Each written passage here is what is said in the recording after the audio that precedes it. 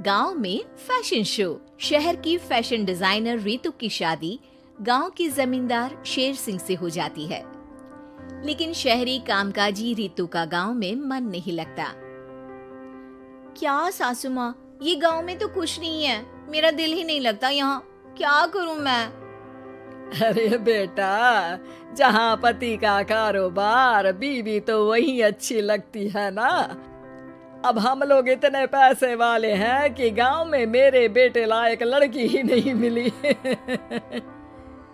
अरे माँ, मैं तो ये बोल रही हूँ कि क्या करूं जिससे मेरा थोड़ा दिल लगे। अरे बेटा, मैं भी शहर की थी, यहाँ आकर मैंने गांव में स्कूल खोल लिया। बच्चों को पढ़ाती थी तो मन लग जाता था। तू भी कुछ देख ले जिससे गांव की बहू बेटियों का भला हो जाए और तेरे जमींदार ससुर जी का नाम भी हो जाए। रितु क्या करती? फैशन डिजाइनिंग वाले कपड़ों को गांव की औरतों पर कैसे ट्राई करती। लेकिन एक दिन, अरे क्या बात है डार्लिंग, बड़ी जल्दी उठ गई। और ये हाथ में फेविकॉल और कागज, कहाँ जा रही हो? मैंने सोच लिया है कि मैं अपना फैशन बुटीक खोलूंगी। गांव की औरतों को सजा धजा कर फैशन शो करूंगी और यहाँ की औरतों को भी शहर के फैशन से वाकिफ करवाऊंगी। फैशन और यहाँ की औरतें, अरे इन लोगों को तो बस चूल्हा चौका आता है। खाली समय में एक दूसरे के सर से जुएं निकालती हैं या फिर अचार पापड़ बनाती है। इन लोगों के बस की नहीं है फैशन को समझना। लेकिन रितु मानती नहीं।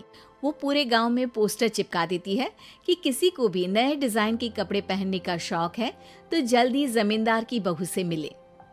लेकिन रितु की दुकान में 2 दिनों तक तो कोई आता ही नहीं। पर एक दिन, अरे कमला, क्या हुआ? क्या देख रही हो? ये पुतला देख रहा है दीदी। क्या दिख रहा है इसमें ऐसा? अब देखो तो दीदी, ये पुतला मेरे जैसा ही है ना, पतला दुबला लंबा, बस मैं काली और ये गोरा। तू ये बता, इस पुतले के कपड़े तुझे कैसे लग रहे हैं? अरे कपड़े तो बहुत ही सुंदर है दीदी, लेकिन तू ना बस कल इसी समय आ जाना और अपने जैसी 2-3 और को भी ले आना। अगले दिन कमला 2 लड़कियों को लेकर आ जाती है। रितु उन लोगों को अपने हाथ के सिले कपड़े पहनाती है और घर भेज देती है। उन लोगों को गांव की दूसरी औरतें भी देखती हैं। और फिर क्या, अगले दिन रितु जब दुकान खोलती है तो सामने बहुत सी औरतें उसके बनाए डिजाइनर कपड़े पहनने को तैयार खड़ी होती हैं। तुम लोगों को कपड़े के साथ ही हल्के मेकअप और स्किन केयर की भी क्लास देनी पड़ेगी। रितु गांव की औरतों को फैशन का ज्ञान देने में लग जाती है। एक दिन रितु का पति कहता है, अरे रितु, तुम्हारी फोटो पेपर में आई है। क्यों भाई, ऐसा क्या कर दिया मैंने? क्या लिखा है?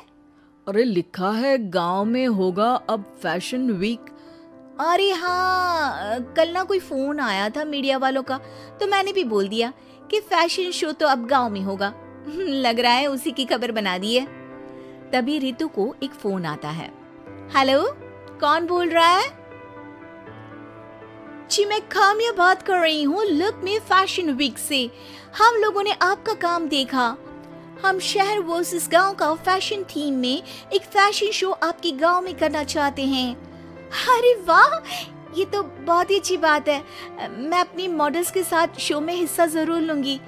बस अब क्या था, वो दिन भी आ जाता है जब रितु की गांव की गोरी शहर की छोरी के साथ स्टेज शो में हिस्सा लेती हैं।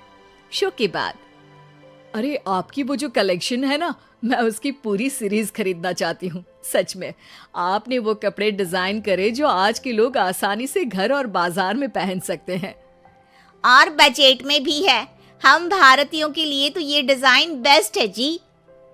वैसे आपने क्या सोचकर ये कपड़े बनाए और आप इसे कितना आगे और लेकर जाना चाहती हैं? औरतें और फैशन एक दूसरे के पर्यायवाची है, तो ये किसने कहा कि गांव की औरतों को डिजाइनर कपड़े पहनने का हक नहीं? मेरा मानना है कि शौक सभी औरतों में होता है। जरूरत है तो बस उसे जगाने की, उनके हिसाब और बजट के कपड़ों की, जो मैंने बनाए और सबको पसंद भी आए। अब रितु का गांव हर जगह प्रसिद्ध है, ना सिर्फ रितु के लिए बल्कि वहाँ की औरतों की फैशन के लिए भी।